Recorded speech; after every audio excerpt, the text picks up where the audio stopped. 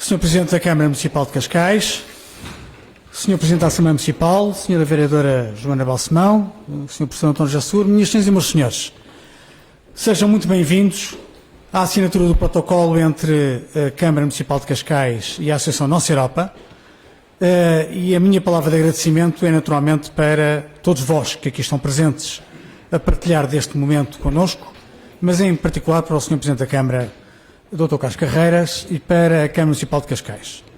Nas primeiras conversas que tivemos, exatamente com o atual Presidente da Câmara e com a Sra. Vereadora Joana Balsemão, apercebemos que havia uma sintonia de preocupações. A ideia de que nós temos que reforçar a cidadania, com o sublinhado que não se trata apenas de uma cidadania nacional, mas que hoje somos também cidadãos europeus, e portanto que a cidadania europeia faz parte do conteúdo daquilo que nós hoje consideramos participação cidadã, mas também a circunstância de acharmos todos que há um divórcio assinalável entre o projeto europeu, a Constituição Europeia e a informação que podemos daí usufruir e a maior parte das pessoas. Nós temos que combater esse divórcio entre aquilo que é a participação dos cidadãos em Portugal e essa nossa dimensão nova da cidadania europeia. A Associação Nossa Europa não está limitada ao Conselho de Cascais, mas uma vez que Cascais nos quis acolher, pusemos no nosso protocolo normas que asseguram que todas as experiências piloto têm aqui a sua primeira aparição e, portanto, vamos experimentar com Cascais aquilo que queremos exportar depois para o resto do país e em algumas iniciativas para o resto da Europa. Estamos, aliás, a fazer a propósito da presidência portuguesa da União Europeia um conjunto de eventos em colaboração com o EPC, com o European Policy Center, sediado em Bruxelas, e, portanto, há uma dimensão europeia nas nossas iniciativas, mas tudo aquilo que tem valor pedagógico, nós vamos começar aqui em Cascais. E agradeço uma vez mais a circunstância de ter havido sintonia entre aquilo que eram as nossas preocupações e aquilo que percebemos também eram as preocupações da Câmara Municipal de Cascais. Dito isto, não quero prolongar a minha intervenção, não estão aqui para me ouvir. Nós tivemos, por razões ligadas ao Covid, que limitar a dimensão desta cerimónia, e por isso todas as pessoas que aqui estão com um objetivo, são pessoas que já participam ou vão participar nos nossos eventos, são tudo pessoas conhecidas, que emprestam a sua qualidade e a sua inteligência também a esta causa da maior informação europeia. E dito isto, convido o Sr. Presidente da Câmara Municipal de Cascais a falar em sua casa. Muito obrigado a todos.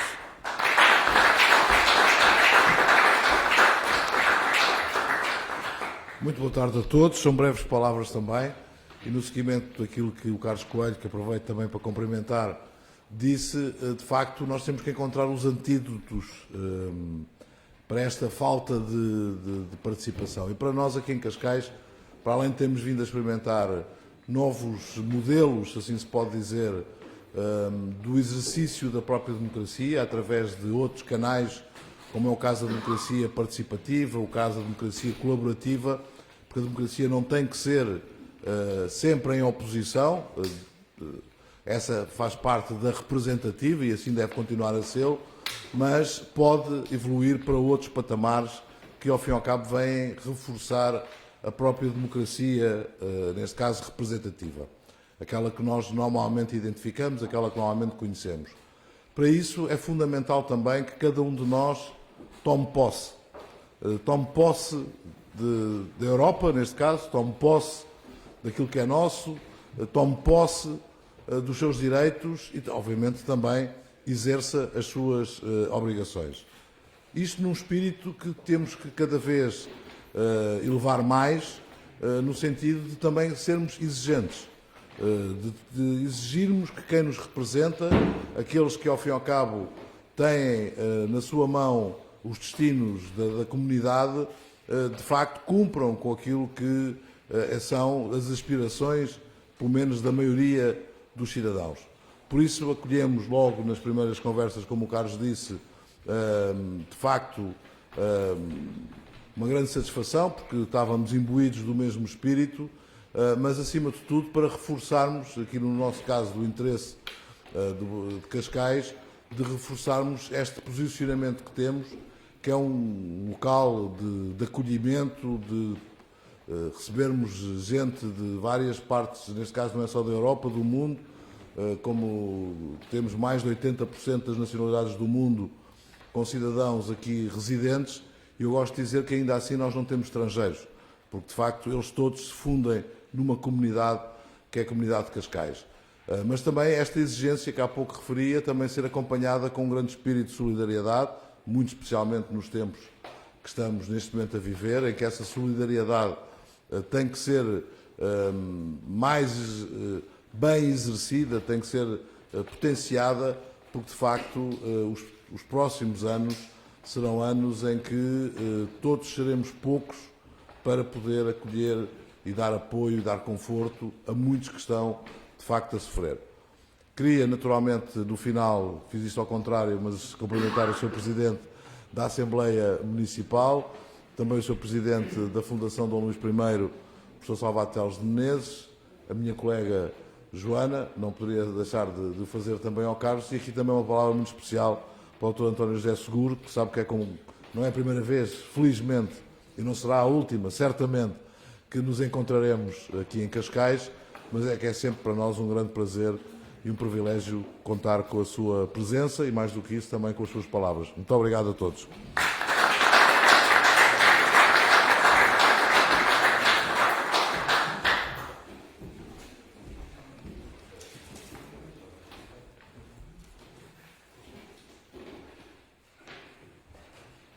Este novo apetrecho, não é? Vou tentar colocar no bolso. E vamos ver se não perdi o treino. Não é?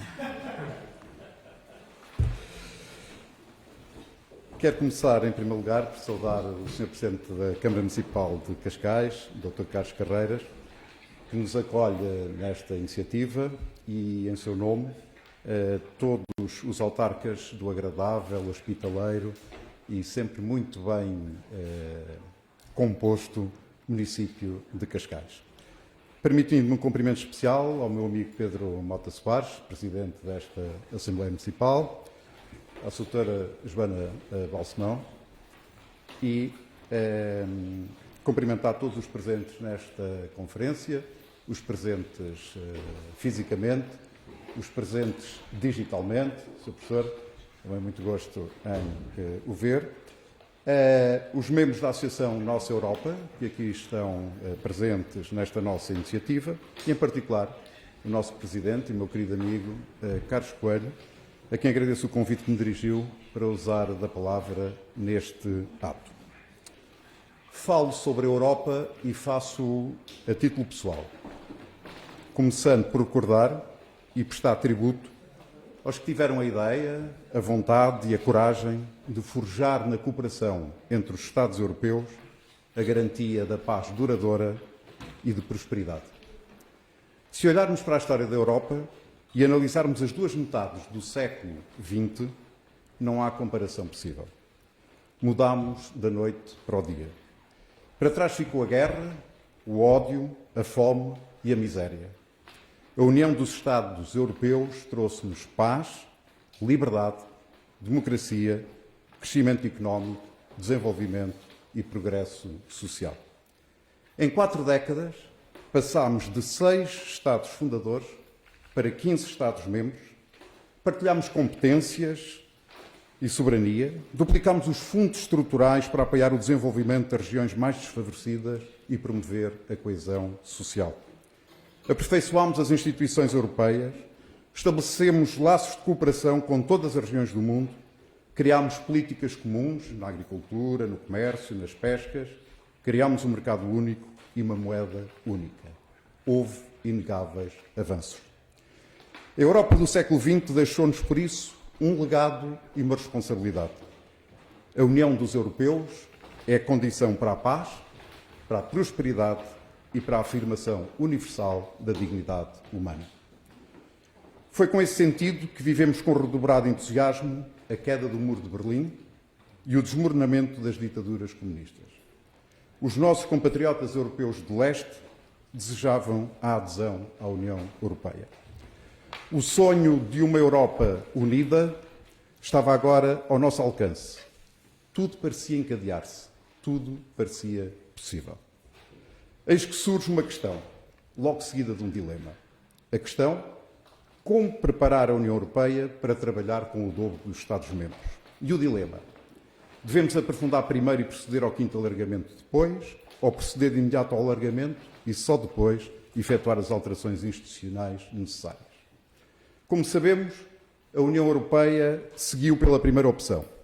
E apesar de ter levado muitos anos de negociação, o Tratado de Nice apenas foi assinado em fevereiro de 2021, se não me falha a memória, no meu ponto de vista, não resolveu as questões essenciais.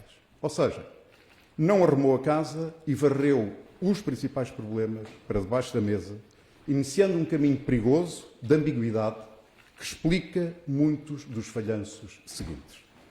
Na minha opinião, o Conselho Europeu de Nice, em dezembro de 2000, marca negativamente o curso do projeto europeu, porque as propostas em apreciação pelos líderes não correspondiam a nenhuma concepção de Europa, resumindo-se a uma mera luta entre Estados pelo poder interno da Europa, que, de certo modo, já se tinha observado tempos antes no Conselho de Amsterdão.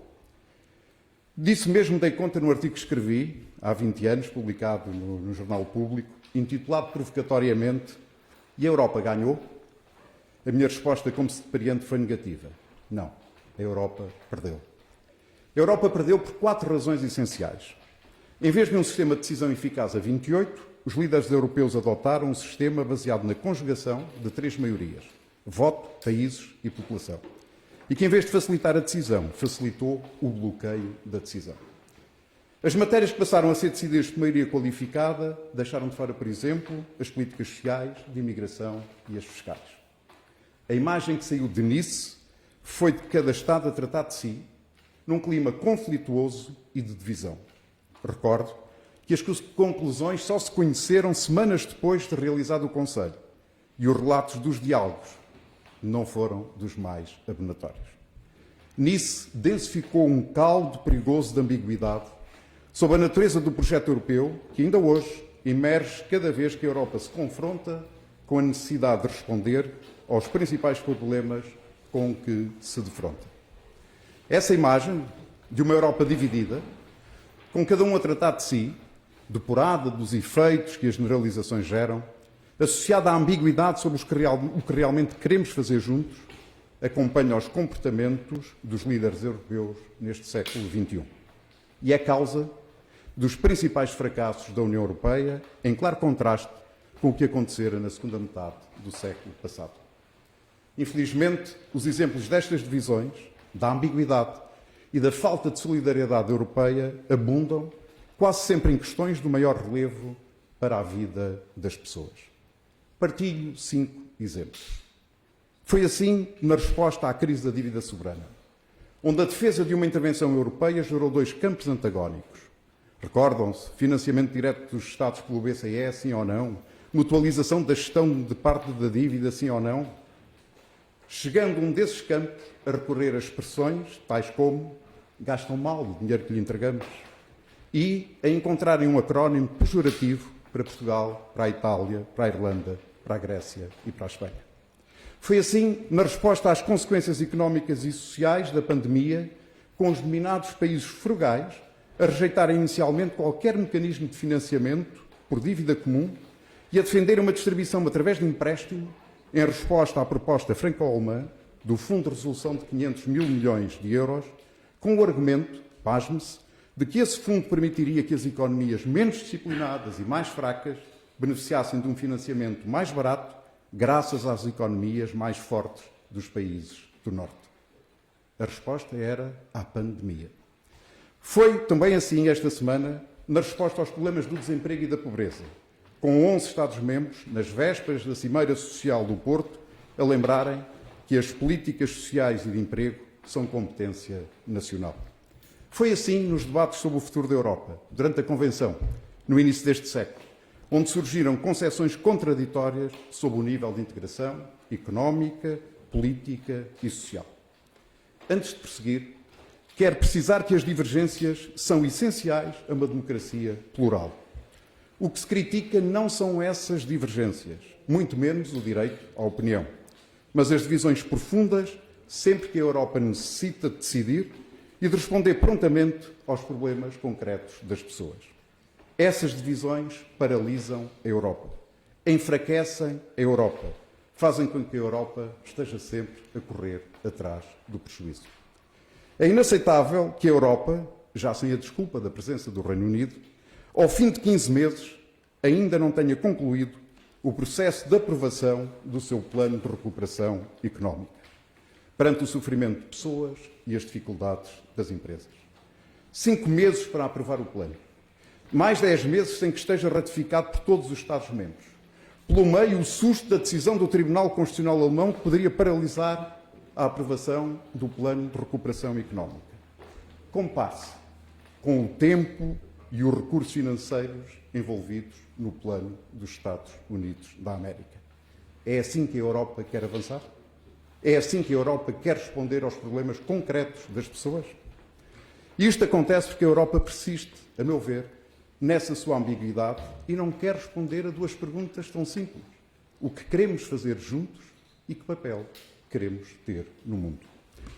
Enquanto não respondermos com clarezas, sem receios das consequências, não estamos a salvar a Europa. Estamos a matar lentamente a Europa. Caminhando para a irrelevância política mundial, que as recentes humilhações em Moscovo e na Turquia são exemplos, e não podemos excluir a possibilidade da fragmentação de que fala Sormanho Marques. Queremos ser um só mercado ou queremos ter uma dimensão social? Queremos ter uma moeda única e uma política monetária ou queremos ter uma verdadeira união económica? Queremos só definir prioridades corretas ou também atribuir-lhes os recursos financeiros indispensáveis à sua concretização? Os dirigentes europeus não querem responder a estas perguntas, porque receiam as consequências. Seguem a lógica de que é preferível ignorar o problema do que criar ainda mais problemas. Mas estão enganados. Os maiores problemas que surgem na Europa são fruto da sua ambiguidade e da sua falta de coragem política. Infelizmente, não raras vezes, observa-se outra característica negativa, a duplicidade. Escreve-se uma coisa para logo a seguir fazer outra, como aconteceu no ano passado, quando os líderes europeus aprovaram um mecanismo de defesa do Estado de Direito associado aos instrumentos financeiros, para logo a seguir se comprometerem a não o aplicarem no imediato. Em síntese, trocaram-se valores por conveniências para não ser mais duro. Os dirigentes europeus conhecem-se e sabem que os Estados não estarão todos de acordo sobre quais devem ser as competências da União Europeia. É normal que assim seja. Não há nenhum dramatismo nisto. Já o foi com a moeda única. E já o é, onde só há uma parte dos Estados-membros da União Europeia que são membros da zona euro. Por exemplo, a Dinamarca cumpriu os critérios para ser membro fundador da zona euro e não o fez por opção política. Está no seu direito, mas a moeda única criou-se e está em vigor. Não necessitamos de estar todos de acordo sobre todas as dimensões da União Europeia. Ninguém pode obrigar os Estados a fazerem o que não querem.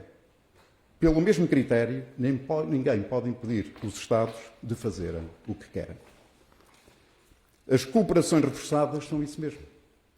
Desde que não exista reserva de direito de admissão e estejam abertas à adesão de quem queira aderir na base de critérios claros. O Tratado de Lisboa permite, no seu artigo 20º, que os Estados-membros, separadamente ou em conjunto, estabeleçam uma maior cooperação entre si. Assim haja vontade política. Pelo que pergunto, a Europa ganha mais com a clarificação ou com a manutenção da ambiguidade? Alguns, e não serão poucos, responderão que preferem um caminho de pequenos passos, na busca do melhor consenso possível, sob pena de fazermos implodir a Europa. Este é um argumento válido, que merece um tempo de que não disponho para o debatermos com profundidade. Ficará para outra altura, mas sempre direi que se não existir um caminho claro, em vez da Europa avançar por pequenos passos, ficará a marcar passo. Criamos a ilusão de que avançamos, quando realmente estamos a recuar. Pelo que sugiro aos que assim pensam, para então não criarem grandes expectativas aos europeus, que de antemão sabem não poder cumprir. A confiança dos europeus na União Europeia é indissociável da sua sobrevivência. Defraudar as expectativas enfraquece a confiança dos europeus nas instituições europeias. Sublinho que o ritmo da integração europeia é importante, mas ainda mais importante é definir o caminho que devemos percorrer. Citando Séneca, quando se navega sem destino, nenhum vento é favorável. Por isso, quando hoje, no âmbito da Conferência sobre o Futuro da Europa, a Europa nos pergunta o que mudarias na Europa, eu respondo: trocava os egoísmos dos Estados pela solidariedade dos povos europeus. Receando que estas palavras possam estar gastas, tanto de serem usadas, digo que precisamos de nos reencontrar com a ideia europeia, e assumir um compromisso firme e solidário para enfrentarmos os desafios e os riscos que temos pela frente. De entre muitos possíveis, aponto 7 contributos que deveriam integrar um plano de ação comum e uma nota final. Primeiro, pondo fim à ambiguidade do projeto europeu, assumindo a Europa por inteiro, onde todos nos sintamos responsáveis por todos. Finlandeses e portugueses, irlandeses e polacos, alemães e gregos. Afirmando os valores democráticos da Europa e a defesa do Estado de Direito sem cedências, muito menos em troca de gratificações imediatas. Terceiro, aperfeiçoando os mecanismos de decisão de modo que a Europa possa decidir no tempo certo e com recursos adequados, protegendo-se da captura do egoísmo dos Estados. Quarto, integrando nos tratados europeus as medidas extraordinárias adotadas em julho do ano passado, de modo a torná-las permanentes na persecução de resultados preconizados pela agenda estratégica da União Europeia, dotando finalmente a União Económica e Monetária de uma dimensão económica real, concluindo a União Bancária e o mercado de capitais. Necessitamos de uma governação económica. Não podemos continuar a ter uma moeda única, uma política monetária única e 17 políticas económicas diferentes. Gera reações assimétricas no interior da zona euro e perda de competitividade a nível global. Uma nota. Há 20 anos, os líderes políticos europeus ambicionaram e decidiram ser a economia mais competitiva do mundo com mais e melhores empregos. Não só não alcançámos esse objetivo, como perdemos competitividade para a China, para o Japão e para a Índia.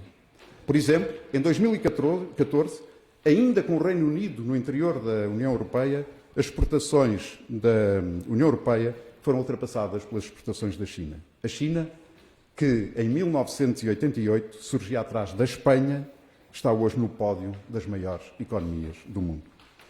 Quinto, tornando vinculativas as metas para a promoção do emprego, em particular o emprego dos jovens, do combate à pobreza, com prioridade ao combate à pobreza das crianças, que a Cimeira Social do Porto adotou, e associá-las ao quadro sancionatório de verificação dos critérios definidos para a dívida e para o déficit no quadro do semestre europeu.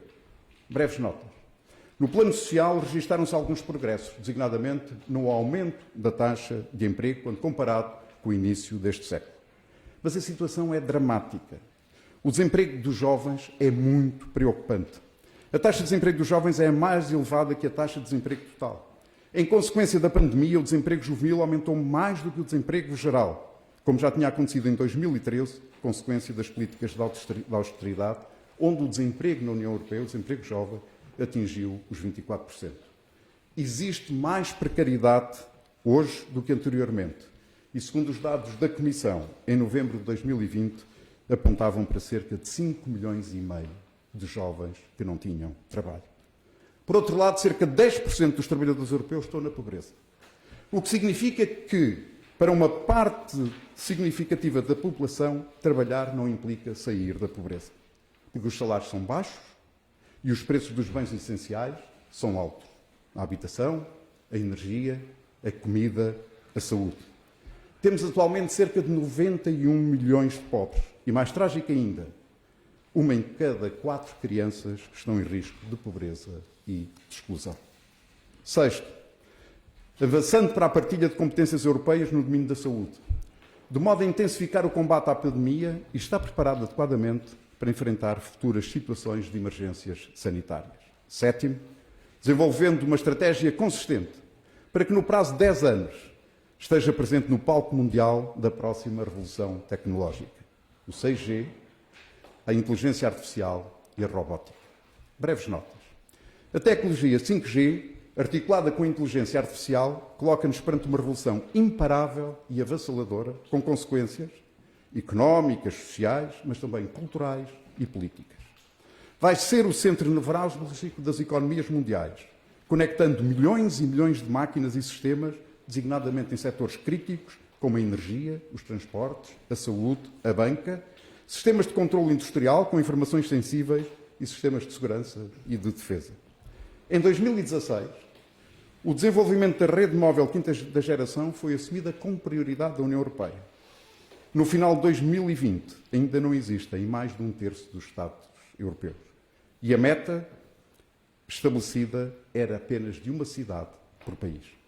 Acresce que a União Europeia não quis, não soube, não foi competente para se afirmar no palco onde se disputa hoje a liderança tecnológica mundial entre a China e os Estados Unidos. Com as consequências geopolíticas que são conhecidas. Sendo que, pasmem-se, são europeias as duas únicas empresas capazes de competir mundialmente no campo da tecnologia 5G com a chinesa da Huawei. Não vou referir-me à estratégia para a transição ecológica e digital, porque me parecem, daquilo que li, que as prioridades da Comissão Europeia me parecem bem adequadas. Coisa diferente é se tem os recursos necessários para o efeito. Mas quero chamar a atenção para uma urgência, a questão demográfica. Esta é a minha nota final, porque muito me preocupa. A Europa tem vindo a perder população, está mais envelhecida e possui uma baixa taxa de fecundidade, com fortes implicações na economia e no financiamento de muitos sistemas de segurança social. Se não fossem os imigrantes, a situação seria bem pior, pelo que é duplamente incompreensível as hostilidades xenófobas de que são alvo. Precisamos de uma resposta comum e integrada, aquilo que antigamente se chamava uma política horizontal ou uma política global, para garantirmos a descendência e a construção de comunidades inclusivas e respeitadoras das nossas diferenças. Minhas senhoras e meus senhores, Sr. Presidente, a tragédia desta pandemia evidenciou como dependemos uns dos outros e quanto precisamos da Europa para garantir o nosso desenvolvimento e o nosso bem-estar. Diante de uma globalização sem regras, onde impera a lei do mais forte, onde a especulação financeira gera mais rendimentos do que os provenientes do trabalho, tantas vezes sem pagar impostos, é na Europa que se projetam os nossos ideais, as nossas esperanças e as nossas aspirações. Não nos roubem o sonho, porque no meio de tanto mercado ainda há pessoas que sonham e que acreditam que a Europa pode ser o projeto mais generoso e solidário dos nossos tempos. Bem-ajam pela vossa atenção.